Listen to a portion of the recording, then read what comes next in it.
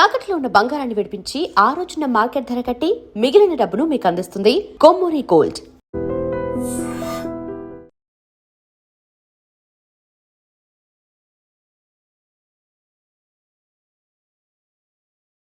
Welcome to I dream. మార్చి 31వ తారీఖు ఆపరేషన్ కగార్ పూర్తవుతుంది. మావోయిస్టు రహిత ప్రాంతంగా దేశాన్ని ప్రకటిస్తామంటూ అమిత్ షా ప్రకటించారు. మార్చి 31 దగ్గర పడుతుంది. ఆపరేషన్ కగార్ కూడా దాదాపు పూర్తవుతుంది. అయితే మార్చి 31 తర్వాత మావోయిస్టు పార్టీ ఉంటుందా లేదా, అసలు మావోయిస్టు పార్టీ ఉద్దేశం ఏంటి? ఇప్పటికే సెంట్రల్ కమిటీ మెంబర్ వేణుగోపాల్ సహా అందరూ కూడా వచ్చారు, కానీ ఇంక మరికొంతమంది కానీ లోపటే ఉన్నారు. వాళ్ళు కూడా తమ సిద్ధాంతాన్ని నమ్మి ఉన్నట్లుగా తెలుస్తుంది. మరోవైపు గణపతి కూడా రావాలని ప్రభుత్వం కూడా కోరుతుంది. ఇటువంటి పరిస్థితుల్లో ఇప్పటికే లోపల అజ్ఞాతలో ఉన్న హిడ్మల్ అలియాస్ మహేందర్, ఈయన ఇప్పుడు మనతో మాట్లాడడానికి సిద్ధంగా ఉన్నారు. ఆయన ఫోన్ లైన్లో వస్తున్నారు. మహేందర్ గారిని అడిగి అసలు పార్టీ సిద్ధాంతం ఏంటి, ఎందుకు పార్టీ ఇంకా సరెండర్ కావట్లేదు విషయాల్ని మహేందర్ గారు అడుగుతారు. మహేందర్ అన్న నమస్తే. నమస్తే అన్న, ప్రభుత్వం ప్రకటిస్తున్న తేదీ దగ్గర పడుతుంది. మార్చి 31 ఆపరేషన్ కగార్ అవుతుంది. మీ పార్టీలో ఉన్న సెంట్రల్ కమిటీ మెంబర్లు సహా అందరు కూడా బయటకు వస్తున్నారు. కానీ మీరు ఎందుకు రావట్లేదు? మీరు ఉండి ఇక్కడ లోపల ఏం సాధిద్దాం అనుకుంటున్నారు? అంటే పీడిత ప్రజల కోసము, పీడిత ప్రజలు ఇవాళ ఉన్న భౌగోళిక సందర్భంగా చూస్తే మావోయిస్టు పార్టీ అనేది పీడిత ప్రజల కోసం పోరాడుతున్నది కాబట్టి, పీడిత ప్రజల కోసం త్యాగాలు చేస్తున్నది కాబట్టి మావోయిస్టు పార్టీ ఇవాళ ఉంటే కగర్ ఆపరేషన్ సందర్భంగా దానికి నాయకత్వం అంతా కోరుకోలేక, దానికి తట్టుకోలేక ఇక్కడ ఉంటే ఒకటి నరేంద్ర మోదీ తర్వాత అమిత్ షా అంటున్నారు కదా, ఈ మార్చ్ 31 వరకు మావోయిస్టు పార్టీని మొత్తం అనేది పేరు లేకుండా చేస్తాం అనేది చెప్తున్నారు. కాబట్టి దాంతో భాగంగా ఇక్కడ మావోయిస్టు పార్టీ అగ్ర నాయకుడు, మావోయిస్టు పార్టీ కార్యదర్శి సీక్రెట్ గా ఉన్న సోను గాని ఇలాంటి ప్రభుత్వం ముందు ఎందుకు లొంగిపోతున్నారంటే, ఈ పార్టీ నుండి ఇక్కడ పార్టీ లేకుండా చేస్తున్నా అంటున్నారు కాబట్టి ఇందులో నుంచి ఇక్కడ నుంచి బయట ప్రభుత్వంలోకి పోయి సరెండర్ అయ్యి ఇక్కడ పార్టీని నడిపిద్దాం అనేది అనుకొని ఇట్లా పోతున్నది పార్టీ. కాబట్టి మా పార్టీ అనేది ఎప్పుడైనా ఇవాళ పార్టీ లేకుండా ప్రభుత్వం చేసినా కూడా రేపు పీడిత ప్రజలు పార్టీ పుట్టి వస్తుంది. కాబట్టి ఎప్పుడైనా పార్టీ ఉంటది. ఇది పీడిత ప్రజల పార్టీ కాబట్టి పార్టీ మావోయిస్టు పార్టీ అనేది ఉంటది. కానీ కొంతమంది మీ వాళ్ళందరూ కూడా సాయుధ పోరాటం విరమణ చేసి ప్రజాక్షేత్రంలో పోరాటంతో ప్రజల కోసం, పీడిత ప్రజల కోసం ఇప్పటికీ ఉంటామంటున్నారు. మరి మీరెందుకు ఆ బాటను ఎంచుకోకుండా ఇంకా అడవిలోనే ఉంటున్నారు? ఓకే, అంటే అలాంటి మాకు వాళ్ళు చెప్పిన దానికి వాళ్ళు చెప్పిన వివరంతో పాటు మాకు అలాంటి వాళ్ళు చెప్పిన నిర్ణయకి మాకు ఒప్పుకోలేము. మేము వాళ్ళు చెప్పిన దానికి మేము వాళ్ళది ఒకటి ఉన్నది, మాది వేరే ఒకటి ఉన్నది. కాబట్టి దీనిలో మళ్ళీ కలిసి ఒకటి నిర్ణయించుకుంటామంటే అలాంటి టైం లేదు. మాకు ప్రభుత్వం టైం ఇవ్వట్లేదు. ఎందుకంటే ఇక్కడ వేరే వేరే ప్రాంతాల్లో ఉండి ఉత్తరాల ద్వారా ఇట్లా రాసి ఇట్లా పంపుడు వల్ల దీనికి కొంతమంది ఒప్పుకున్నారు, ఆ ఉత్తరం చూసి ఒప్పుకున్నారు. కొంతమంది ఏమో ఒప్పుకోలేరు.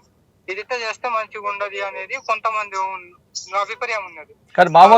కానీ మావోయిస్టు పార్టీ నిర్ణయం అనేది సమిష్టి నిర్ణయాలు ఉంటాయి తప్ప వ్యక్తిగత నిర్ణయాలు ఉండవు అనేది మీ సిద్ధాంతం. కానీ మీరు సమిష్టిగా తీసుకున్న నిర్ణయాన్ని కాదనకుండా మీరు వ్యక్తిగతంగా ఈ విధంగా ఉండడం ఎంతవరకు కరెక్ట్ అంటారు? అంటే ఇది ఇలాంటి ఎందుకు జరుగుతున్నదంటే ప్రభుత్వము మాకు అవకాశం ఇస్తలేదు పార్టీకి. మేము ఆల్రెడీ పార్టీ అప్పుడు సోను లొంగిపోయినా ముందుకు ఒక లెటర్ ఇచ్చినాం ప్రభుత్వానికి, మాకు అవకాశం ఇవ్వండి అంటే అది కూడా అవకాశం ఇవ్వట్లేదు. కాబట్టి ఇట్లా ఈ పార్టీ వ్యక్తిగత నిర్ణయం ఉండి ఇట్లా ఒక్కొక్క నాయకులు లొంగిపోవడానికి ఇలాంటి జరుగుతున్నాయి. అంటే వ్యక్తిగత మీరు లొంగిపోతాం చర్చలు పిలిచారు, కానీ ప్రభుత్వం కూడా చాలా స్పష్టంగా చెప్పింది ఆయుధాలు తీసుకొని వస్తేనే చర్చలు తప్ప ఆయుధాలతో ఉండి కాకుండా వస్తే చర్చలు కాదు అన్నది కదా. మీరందరూ ఆయుధాలు తీసుకొచ్చి ప్రభుత్వం ముందు లొంగిపోయి చర్చలు పెట్టచ్చు కదా. పెట్టొచ్చలే కానీ ఇప్పుడు పీడిత ప్రజలు ఏం చేస్తున్నారంటే ఈ ఆయుధాలతో సహా సరెండర్ అయితే ఏమైతుందంటే పీడిత ప్రజలందరూ చెప్తున్నారు ఇట్లా ఆయుధాలు ఎంతో రక్తం ధారపోసి సాధన చేసి సాదుకున్నాయి కదా ఆయుధాలు ఈ ఆయుధాలు ఎందుకు పట్టుకుపోయి ప్రభుత్వానికి గొప్ప చెప్తున్నారు అనేది పీడిత ప్రజల నుంచి వాటికి ఒత్తిడి వస్తుంది కాబట్టి అట్లా అయ్యి ఇట్లా జరుగుతున్నాయి. పీడిత ప్రజలు మీరు అంటున్నారు. ఏ ప్రజలు మిమ్మల్ని కావాలని కోరుకుంటున్నారు ఒకసారి వివరంగా చెప్పగలరా?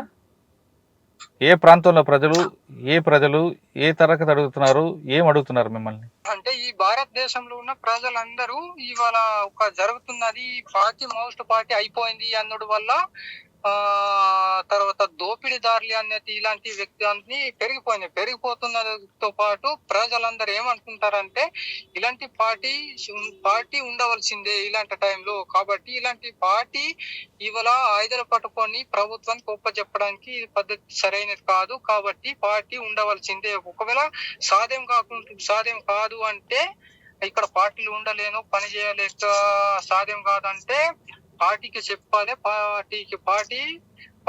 పార్టీ సొమ్ము ఉంటే ఇక్కడ ప్రజలకి చెప్పుకోవాలి అనేది భారతదేశంలో ఉన్న ప్రజలు చెప్తున్నారు. ఒక్క రాష్ట్రంలో ప్రజలు కాదు, అన్ని భారతదేశంలో ఉన్న ప్రజలు అదే అభిప్రాయం. అది మీకు చెప్తున్నారు, మీరు అనుకుంటున్నారు, కానీ కొంతమంది ప్రజలు వ్యతిరేకిస్తున్నారు అనేది ప్రభుత్వం చెప్తుంది. అందుకు అనుగుణంగా మీరు ఓటింగ్ పెట్టి మీరు ప్రజాక్షేత్రంలోకి వచ్చి ప్రజలతో మీరు బుల్లెట్ ద్వారా కాకుండా బ్యాలెట్ ద్వారా ఎన్నుకుంటే చాలా రెండు వర్గాలు కూడా ఇబ్బంది లేకుండా ఉంటుంది.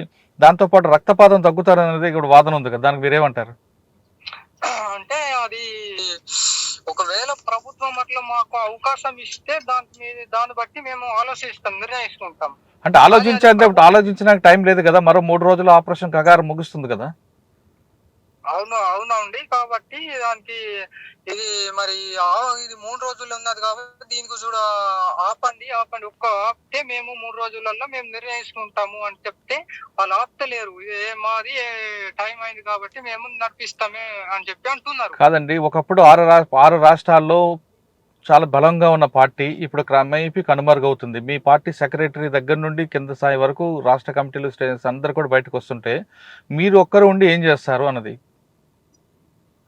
అంటే ఎక్కడుండి ఏం చేస్తారంటే మాకు ఇవాళ దేశంలో ఉన్న ప్రజలు మా పార్టీ ఉండాలని చెప్పి పార్టీకి సహకరిస్తున్నారు.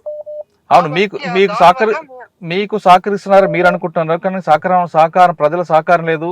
ప్రజలకి పార్టీకి దూరం అవడానికి ప్రధాన కారణం మేము ఎంచుకున్న లైన్ అనేది మీ పార్టీ నాయకులు అంటున్నారు. అంటే అలాంటి వాళ్ళు కొంతమంది ఇలాంటి ఎందుకు జరుగుతున్నాయి అంటే ఇదే ఒక పార్టీ అనేది సమిష్టిగా నిర్ణయం లేదు కాబట్టి దీని వల్లనే ఇట్లా జరుగుతుంది. ఒక్కొక్కది ఇప్పుడు నా నిర్ణయం నాది ఒక రకం ఉంటది, ఇంకొక రకంగా నిర్ణయం ఉంటది కాబట్టి ఇట్లా ఇట్లా ఉంటున్నాయి. కానీ పార్టీ అనేది పార్టీలో సమిష్టి నిర్ణయాలు ఉంటాయి కదా, వ్యక్తిగత నిర్ణయాలు వ్యక్తిగత ఇష్టాలు ఉండవు కదా. అంటే ఇది ఒక అభియానం వచ్చింది కదా, దీని వల్ల ఒక సమిష్టిగా ఉంటది. కాకపోతే దీని వల్ల ఏంటి పార్టీ వేరే రాష్ట్రాలు ఉన్నది కాబట్టి అది ఒక సమిష్టిగా జమ అయ్యడానికి అవకాశం ఇస్తలేదు. కాదన్నా, నేను ఒక మాట అడుగుతా. మీ పార్టీలో అందరు కూడా వచ్చారు, దేవ్జీ గారు వచ్చారు, సోను వచ్చారు, తర్వాత సతీష్ దాదా వచ్చారు, మళ్ళా మన సోను దాదా పాటు మళ్ళా రాజిరెడ్డి అన్న, ఆల్మోస్ట్ అందరు కూడా వచ్చారు. అటువైపు ఏఓబిలో ఉన్న స్టేట్ కమిటీ చెల్లూరు నారాయణరావు వచ్చారు, ఇక ఒడిశాలో ఉన్న శుక్రు వచ్చారు, జార్ఖండ్ లో ఉన్న వచ్చారు.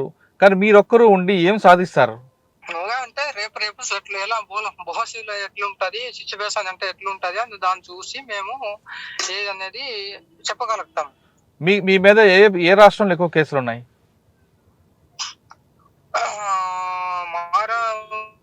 మా కేసులు ఉన్నాయి ఇక్కడ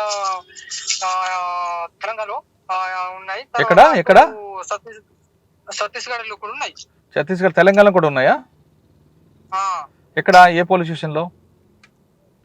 అంటే అటు ఛత్తీస్గఢ్ అంటే బిజాపూరు, తర్వాత ఇటు ఊసూరు ఇటు ఉన్నాయి. తర్వాత తెలంగాణలో అయితే ఇటు వెంకటాపురం, వాజేడు, ములుగు ఇట్లా ఉన్నాయి. అంటే మీరు ఇప్పుడు ఉన్నారు కాబట్టి మీ చుట్టూ ఎంతమంది ఉండొచ్చు మీకు రక్షణగా? మాకు రక్షణ ఒక 50 మంది ఉంటారు ఇప్పుడు. అంటే 31 తర్వాత మీరు వస్తారా? 31 ముందే వస్తారా? 31 తర్వాత ఇంకా అడవిలో ఉండి అజ్ఞాతంలో ఉండి పోరాటం చేస్తారా? అంటే 31 వారికి ఈ సిచ్యువేషన్ చూస్తాము. అడవిలో ఎట్లా ఉంటది ఏంటి అనేది వాతావరణం చూసి, ఒకవేళ 31 వరకు ముందే సిచ్యువేషన్ సీరియస్ ఉన్నది అంటే అట్లా వచ్చేస్తాం. లేదంటే లేదు అంటే ఇన్నే ఉంటాం. కానీ ఆపరేషన్ కగార్ 31తో ఆగదు, తర్వాత కూడా కోంబింగ్ వరుసగా జరుగుతుంది. ఆ కోంబింగ్ లో ప్రాణ నష్టం కూడా జరగచ్చు అనేది కొంతమంది అంటున్నారు. దానికి మీరేమంటారు? నష్టం జరిగితే జరగని, మేము ఇప్పుడు ఆల్రెడీగా వచ్చింది పేద ప్రజల కోసం పనిచేయాలని వచ్చినాం కాబట్టి మేము బుల్లెట్ల తగమైనా ఏం మాకు పర్వాలేదు. కానీ మీరు ఇక్కడ ఒక విషయం మర్చిపోయి, మీ కుటుంబాలు మీ రక్త సంబంధం వాళ్ళ గురించి ఆలోచించారా? అంటే మాకు ఇప్పుడు వాళ్ళకి అక్కడ నుంచి మేము ఇంటి నుంచి వచ్చింది తల్లిదండ్రులకు మా కుటుంబానికి వదిలిపెట్టి వచ్చినాం కాబట్టి అలా హలో మాకేం ఆలోచన రాదు. అదే అలాంటి కుటుంబానికి మేము వదిలిపెట్టి వచ్చినాం కాబట్టి ఇవాళ మాకు అలాంటి ఆలోచన లేదు, అలాంటి అభిప్రాయం లేవు, మాకు రావు. కానీ ప్రజలు మీకు దూరం అవుతున్నప్పుడు అదే ప్రజల కోసం మీరు ఎందుకు ఉండాలంటున్నా? అంటే ప్రజలలో వీళ్ళు కొంత అన్యాయకరంగా ఒత్తిడి చేయడము, తర్వాత ఆటకం చేయడము, ఇలాంటి ప్రజలే అట్లా పార్టీకి కొంచెం దూరంగా మాట్లాడుతున్నారు. 100% ఏమో అట్లా ప్రజలు అలాంటి వాళ్ళు మాట్లాడుతున్నారు. ఎక్కువ శాతం ఒక 70-30% ఏమో ప్రజలు పార్టీ ఉండాలి అనేది పార్టీకి మాట్లాడుతున్నారు. కానీ పార్టీకి ఉండాలంటే పార్టీకి నిధులు కావాలి, ఆయుధాలు కావాలి. నిధులు ఆయుధాలు రెండు కూడా ఇప్పుడు లొంగిపోయిన అందరూ కూడా తీసుకొచ్చి ప్రభుత్వం ముందుకు ఇచ్చారు. మరి మీ దగ్గర ఏముంది ఇంకా? అంటే మా దగ్గర కూడా ఇప్పుడు వరకు అయితే మా దగ్గర కూడా ఉన్నాయి ఆయుధాలు ఉన్నాయి, నిధులు కూడా ఉన్నాయా? ఉన్నాయి. అంటే సోను చెప్తున్నట్లుగా 6 కోట్ల నగదు, 6 కేజీల బంగారం కూడా ఉందా? ఉన్నది మా చేతిలో. ఎంత ఉండొచ్చు? ఉంటది, బాగానే ఉంటది. ఆయుధాలు ఎన్ని ఉండొచ్చు? అంటే ఆయుధాలు కూడా ఉన్నాయి. ఈ 50 మందిలో ఇంకా మనుషులు 50 ఉన్నాము. ఇంకా ఆయుధాలు ఇంకా ఎక్కువ ఉంటాయి. అంటే ఇవన్నీ తీసుకొని ప్రభుత్వం ముందుకు వస్తారా మీరు త్వరలో? ఇంకా దానికి తర్వాత సిచ్యువేషన్ ఎట్లుంటుంది దానికి చూసి ఏదన్నది నిర్ణయించుకుంటాం మేము ఇక్కడ. సరే, మీరు ఛత్తీస్గఢ్ ప్రాంతంలో ప్రస్తుతం మా కరిగొట్టలో ఆ ప్రాంతంలో ఎక్కడో ఉండొచ్చు. మీరు ఏ ప్రాంతంలో మీకు ఇంకా పట్టుంది? అంటే మాకు ఇప్పుడు ఉన్నది ఎక్కడైనా మాకు పట్టున్నది, ఏ ఏరియాలన్నా ఏ రాష్ట్రంలో కూడా మాకు పట్టున్నది. అడవులలో పట్టున్నది అని కూడా తిరగగలుగుతాం మేము. కానీ మీకు ఎవరైతే ఆర్గనైజ్ చేస్తారో, ఎవరైతే మీకు లీడర్షిప్ ఇస్తారో, ఎవరు ఏ పార్టీ ఆదేశిస్తారో అందరూ కూడా బయటకు వచ్చారు కదా, మరి ఎవరు ఆదేశాలతో మీరు పనిచేస్తారు?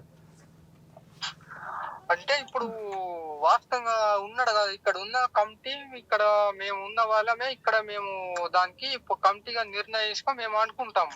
ఎవరెవరు ఉన్నారు? ఎంతమంది మీ కమిటీ? మీదే కమిటీ ఇప్పుడు? ఎవరికి పెట్టాలి, ఎవరికి నిలబెట్టాలి అనేది మేము ఇక్కడ నిర్ణయించుకుంటాం. కాదు, మీది ఏ కమిటీ ఇప్పుడు ఉంది? మా కమిటీ అయితే ఇప్పుడు ఏరియా కమిటీ కార్యదర్శి. అది ఏ ఏరియా పేరు? ఇప్పుడు ఇక్కడ మా JNWP డివిజన్ లోకి కార్యదర్శి. కాదు, మరి మీకు కొత్త కార్యదర్శులు సెంట్రల్ కమిటీ అని ఎన్నుకుంటారా ఇప్పుడు మీరు? అనుకుంటాం. అంటే మెయిన్ ప్రధానంగా చెప్తే మావోయిస్టు పార్టీకి ప్రధాన వ్యక్తిగా ఉన్న ముప్పాల లక్ష్మణరావు గారు, గణపతి గారు మీకు ఏమైనా టచ్ లోకి వచ్చారా? ఆయన గణపతి కూడా ఇప్పుడు మాకు ఆల్రెడీగా మాకు టచ్ లో వస్తాడు. అంటే ఇప్పుడే వచ్చే అవకాశం ఉంది. ఆయన కూడా రారా? అంటే అట్లా వచ్చే అవకాశం ఉంది మాకు. అంటే కొద్ది మందితో ఏం నడుపుతారండి పార్టీని? ఒకప్పుడు వేలాది మంది ఉండేవారు కదా మీకు. ఉండేది కాబట్టి ఆయన ఇప్పుడు ముప్పల లక్ష్మణరావు వస్తే ఈయన వచ్చినాక మేము ముందర మాకు లైన్ లో ఇప్పుడు వస్తాడు కాబట్టి ఎట్లయినా మేము అనుకుంటాము ఎవరికి ఎట్లా ఎట్లా ఎవరికి పెట్టాలి నిలబెట్టాలి అనేది అనుకొని మేము అట్లా నడిపిస్తామని. అంటే ఈ నిర్ణయం ఎప్పుడులో తీసుకుంటారు? అంటే ఇప్పుడు ఒకటి మార్చ్ 31 వారికి మొత్తము కుమింగ్ చేస్తామంటున్నారు కాబట్టి ప్రభుత్వం అంతా, కాబట్టి ఈ టైంలలో ఈలో మూడు రోజులలో మీకు అవకాశం ఉంటే దీనిలోప మేము అనుకుంటాము. లేదు దీని 3 రోజులలో అవకాశము మేము అట్లా నిర్ణయించుకోవడానికి అవకాశం లేదు అంటే ఇంకా ఇది అయిపోయినాకనే అనుకుంటాం. అంటే మీరు చివరిగా చెప్పండి, మీరు రావాలనుకుంటున్నారా లేదు అడవిలో ఉండే పోరాటం చేయాలనుకుంటున్నారా? మాదైతే చివరి వరకు అడవిలో ఉండి పోరాటం చేద్దాం. ఎందుకంటే అంతమంది వచ్చిన తర్వాత మీరు ఒక్కరు ఉండి ఏం చేస్తారు అడుగుతున్నా. అంటే మేము ఇప్పుడే ఇక్కడ ఉన్న వాళ్ళమే ఒక 50 మంది ఉన్నాం కాబట్టి ఇంతమందిలో ఎట్లయినా పోరాటం చేద్దాం అనేది మాకున్నది అభిప్రాయము. ఇప్పుడు మీకు ఏ రాష్ట్రంలో మీ మీద రివార్డులు ఉన్నాయి? అంటే ఎక్కువ రివార్డులు అంటే ఇక్కడే మన తెలంగాణలోకే ములుగు జిల్లాలోకి ఉన్నాయి. తెలంగాణ రాష్ట్రంకి వస్తే ప్రభుత్వం చాలా స్పష్టంగా చెప్తుంది, మీకు కావాల్సిన అన్ని రివార్డులను ఇస్తాం, మీకు కావాల్సిన భూమి అదేవిధంగా ఇందిరమ్మ ఇల్లు అన్ని ఇస్తాం అంటున్నారు. మరి అటువంటి ఆఫర్ ఉన్నప్పుడు రావచ్చు కదా మీరు? అంటే వాళ్ళు అట్లా చెప్తున్నారు కానీ ఇప్పుడు అక్కడ ఉన్న ఆదివాసీ ప్రజలు ఉన్నారు, వాళ్ళ ముందనే ఉన్నారు ప్రజలు ఉన్నారు, వాళ్ళను ఇప్పుడు ఉన్నంత వాటి పరిస్థితిలోకి వాళ్ళ దగ్గర ఉన్నారు కాబట్టి వాళ్ళని ఇప్పుడు భూమి ఇస్తలేరు, వాళ్ళని ఇల్లు ఇస్తలేరు. భూమి తెలంగాణ ముఖ్యమంత్రి గారు చాలా స్పష్టంగా చెప్పారు, భూమి అంటే కొంచెం టైం పట్టచ్చు కానీ ముందైతే ఇల్లు ఇవ్వడం, వాళ్ళకి వాళ్ళకి కావాల్సిన వృత్తి కల్పించడం, లేదంటే స్కిల్ నేర్పిస్తాం, మీరు జనజీవనం కలవండి, మీకు ఆ కుటుంబాలు శుభ్రంగా బాగా ఆదుకుంటామని చెప్తున్నారు. కానీ భూమి విషయంలో ఒకసారి మాట ఇవ్వలేను, కానీ ఇందిరమ్మ ఇల్లు ఇవ్వడం గ్యారంటీ, మీకు తర్వాత మీకు ఆరోగ్యం బాగోపోతే భద్రత కూడా ఆరోగ్య భద్రత కల్పిస్తామని ముఖ్యమంత్రి గారు హామీ ఇచ్చారు. అంటే అలాంటి కాడ ఒక ఇల్లు స్పష్టంగా ఇస్తాడు కావచ్చు, కానీ మనకి ఇల్లు ఉంటే మనకి ఇల్లు మన బతుకు కాదు కదా, అసలు భూమి కదా, భూమి ల్యాండ్ ఉంటే మనం బతుకు కాదు కాబట్టి అలాంటి ఇవాళ వాళ్ళు అంటే భూమిని కూడా ఇస్తాము కానీ మాట ఇవ్వలేను అని చాలా స్పష్టంగా చెప్తున్నారు. మీ అందరికి ఆరోగ్యం బాగాలేదు కాబట్టి నిమ్స్ హాస్పిటల్లో కూడా మీకు ట్రీట్మెంట్ ఇప్పిస్తామని ముఖ్యమంత్రి హామీ ఇచ్చారు. ఇంత హామీ ఉన్నప్పుడు మీరు కూడా బయటకు వచ్చి ప్రజాశక్తులను మీరు పోరాటాలు చేసి ప్రజల కోసం చేయండి, దానివల్ల తప్పేం కాదు కదా. ఇప్పుడు మీరు ఎంచుకునే మీరు గతంలో ఉన్నప్పుడు ప్రభుత్వాలు ఉన్నప్పుడు వేరేగా ఉండేది, ఇప్పుడు పరిస్థితి మారినప్పుడు భూస్వామ్య వ్యవస్థ అనేది భూస్వామ్య వ్యవస్థ లేదు, అర్ధ భూస్వామ్య వ్యవస్థ కూడా లేదు, ప్రజల్లో మార్పు వచ్చింది, ప్రజల యొక్క కోరికలు మారాయి, సమాజంలో మార్పులు వచ్చాయి, ప్రభుత్వాలు బాగా మౌలిక సదుపాయాలు కనిపిస్తుంది. అటువంటి సమయంలో మీరు ఒక్కరే కొంతమంది కోసం ఉండి మీ అనారోగ్య సమస్యలు తెచ్చుకోవడం ఎందుకు, మీ కుటుంబాల కోసం ఎందుకు, మీరు కూడా బయటకు వచ్చి ప్రజల్లో కలిసి మీ ఆలోచనలు ప్రజలతో పంచుకొని చేయొచ్చు కదా అన్నది. ఓకే, అట్లా చేయవచ్చులే కానీ ఇవాళ ఇక్కడ మన ప్రభుత్వం మన ఇక్కడ లొంగిపోయిన సిలిండర్ అయిన వాపతో కూడా ఏం చేస్తున్నది అంటే ఇక్కడ మన తెలంగాణలోకి సిలిండర్ అయిన వాపత వరకు అటు ఛత్తీస్గఢ్ లో పోయి వాళ్ళ ఇంటికి పోయిన వాపత వరకు వాళ్ళు మళ్ళీ అక్కడ బిజాపూర్ లో తీసుకుపోయి అక్కడ వాళ్ళను ఒత్తిడి చేస్తున్నాడు. ఏం ఒత్తిడి చేస్తున్నాడు? పొద్దున్న లేచి సాయంత్రం వరకు ట్రైనింగ్ ఇచ్చడము, రోడ్డు మీద ట్రైనింగ్ చేపించడము, ఇలాంటివి జరుగుతున్నాయి. ట్రైనింగ్ కాదు, వాళ్ళకి బీజాపూర్ లో కానీ గచ్చిరోల్లో కానీ లేదా ఆంధ్రప్రదేశ్ లో కానీ లేదా తెలంగాణలో కానీ లొంగిపోయిన వాళ్ళందరూ కూడా వాళ్ళకు ఒక ఆశ్రమంలో కలిపెట్టి వాళ్ళకి మంచి భోజన సదుపాయాలు ఏర్పాటు చేయడమే కాకుండా వాళ్ళ కాళ్ళ మీద నిలబడే విధంగా వాళ్ళకి కార్యక్రమాలు చేపట్టడం, వాళ్ళ మీద ఉన్న రివార్డులని వాళ్ళకి ఇవ్వడం, వాళ్ళకు అన్నిటికన్నా ముఖ్యంగా వాళ్ళ హెల్త్ చూపించి వాళ్ళకు బాగా ఆరోగ్యంగా ఉండే విధంగా ప్రభుత్వాలు చేస్తున్నాయి. అది రోడ్డు మీద నిలబెట్టడం కాదు, వాళ్ళకి జీవనోపాధి కల్పించాలనే ఉద్దేశంతోనే అటువంటి కార్యక్రమాలు చేపడుతుంది. ఇప్పుడు మీరు ఒకసారి గచ్చిరోలి వెళ్ళండి, ఛత్తీస్గఢ్ వెళ్ళండి, అక్కడ లొంగిపోయిన ఆసన్న గారి టీం కానీ లేదా గచ్చిరోలిలో వేణుగోపాల్ టీం కానీ లేదా తెలంగాణలో ఉన్న దేవ్జీ టీం కానీ వీళ్ళందరికీ సిటీ చూపించి ప్రజలు ఎంత మార్పు వచ్చింది, ఆదివాసీలు చదువుకుని బయటకు వస్తే వాళ్ళు ఏ విధంగా తమ కాళ్ళ మీద తాము నిలబడుతున్నారు అనే విషయాన్ని చాలా స్పష్టంగా చూపిస్తున్నారు. అంటే అట్లా ఇవాళ చేస్తారు అట్లా, కానీ రేపు అట్లా చేసేదానికి ఇట్లా ఒక్కరోజు చేసినాం కానీ రోజు రోజు మేము చెయ్యం కదా అనేది దానికి అక్కడ మార్పులు చేస్తారు వాళ్ళే. రోజు మార్పులు చేసి సరే ఆ విధంగా ప్రభుత్వం మార్పు చేసినా అప్పుడు మళ్ళీ మీరు ప్రశ్నించండి, తప్పేం కాదు కదా. కానీ 45 సంవత్సరాలు మీరుండి మీరేం చేశారు ఆదివాసుల కోసం? అంటే మేము ఇక్కడ ఉండి ఈ పార్టీలు ఉండి ఇప్పుడు వరకు అప్పుడు పార్టీ పుట్టినప్పటి నుంచి ఇప్పటి వరకు అనేక రకంగా ప్రజలకు డెవలప్మెంట్ చేయడంకు ఇలాంటి అన్ని నడిపినాయి కార్యక్రమాన్ని నడిపించినాం. సరే, మీకు చివరిగా మరొకసారి అడుగుతున్నా, 31కి ముందుకు వస్తారా? ప్రభుత్వం ముందు లొంగిపోవాలని నేను కోరుకుంటున్నా, మీరేమంటారు? అంటే ఇప్పుడు మాకు ఆల్రెడీ ఇప్పుడు మాకు దేవ్జీ కూడా మాకు లింకులు ఉన్నాడు కాబట్టి 31 వరకు మీకు రేపు అనే ఎల్లుండ కానీ మాకు అవకాశం ఉంటే ఇట్లా మేము కలుసుకొని నిర్ణయించుకొని ఒకవేళ పోస్తాము జనజీవన్లోకి పోదామంటే మేము ఒక్కటే నిర్ణయించుకున్నామంటే అట్లా వచ్చేస్తాము. అవకాశం లేదు అంటే కొంచెం టైం పడుతుంది. అంటే దేవ్జీ గారు మీకు టచ్ లో ఉన్నారు? దేవ్జీ గారు ఒకరు ఉన్నారు, ఇంకెవరు ఉన్నారు? దేవ్జీ ఉన్నారు, ఇంకా దాంట్లో దేవ్జీతో పాటు ఇంకా కింద చిన్న స్థాయిలో కమిటీ. అంటే దేవ్జీ గారు చివరిగా ఎప్పుడు మాట్లాడారు మీతో? చివరి అంటే ఇప్పుడు మార్చి 21 వరకు మాకు మాట్లాడిండ్రు, ఇట్లా కలుద్దామని, కలిసి నిర్ణయించుకుందాం. మార్చి 21 అంటే 2 రోజుల ముందా? ఇవాళ 25 కదా, అంటే ఈ వారంలో మాట్లాడారు మీతో? సరే, మీరు మరొకసారి చివరిగా నా వేడుకోలు మీరు విన్నపం మన్నిస్తారా?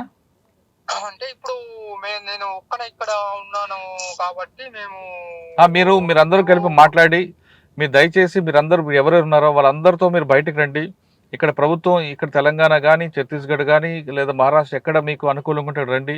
అక్కడ ప్రభుత్వం నుంచి మీకు కావాల్సిన అన్ని కూడా అందుబాటులో అన్ని వస్తాయి. అంటే సరెండర్ పాలసీ అన్ని ప్రభుత్వాలు ఇంప్లిమెంట్ చేస్తాయి. ముఖ్యంగా తెలంగాణ ప్రభుత్వం ఇంకా బాగా చేస్తుంది, ఫాస్ట్గా చేస్తుంది. కాబట్టి మీరు తొందరగా వీలుతో అందరితో ఆయుధాలు తీసుకుని బయటకు వస్తే మీరు మీలాంటి త్యాగాలు ప్రజలకు కావాలి. కాబట్టి ఖచ్చితంగా మీరు ఎన్నికల్లో పాల్గొనండి, ప్రజలకి మంచి సేవ చేయండి. కానీ అడవిలో ఉండి తుపాకులు పట్టుకుని ప్రాణ నష్టం చేయొద్దు, మీరు ప్రాణాలు కూడా కోల్పోవద్దని నా కోరిక. ఇప్పుడు వాస్తవం అంటే ఇక్కడ మా కమిటీ ఉన్నారు కదా, కమిటీ ఇప్పుడు మొత్తం నిర్ణయించుకొని దానికి ఎట్లా చేద్దాం ఏంటి అనేది దానికి చెప్పగలుగుతామన్నా. అది తొందరగా తీసుకుంటారని నా అభిప్రాయం.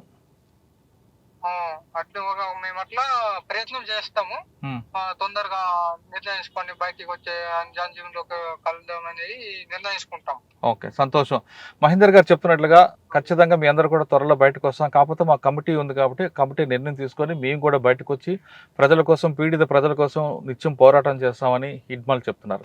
ఇది హిడ్మల్తో, అజ్ఞాతంలో హిడ్మల్తో ఎక్స్క్లూజివ్ ఇంటర్వ్యూ. వచ్చే వారం మరో వ్యక్తితో మళ్ళీ కలుద్దాం. అంతవరకు నమస్తే. థ్యాంక్ యూ వెరీ మచ్ అన్న.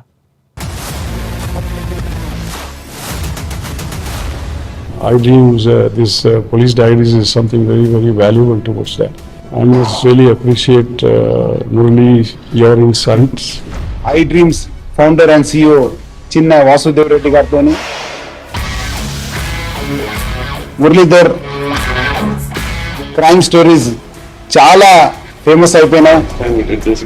Gautam Savan garu and Satyanar sir. Good. Well done. I congratulate him for doing so well, and I congratulate him his boss also. So well.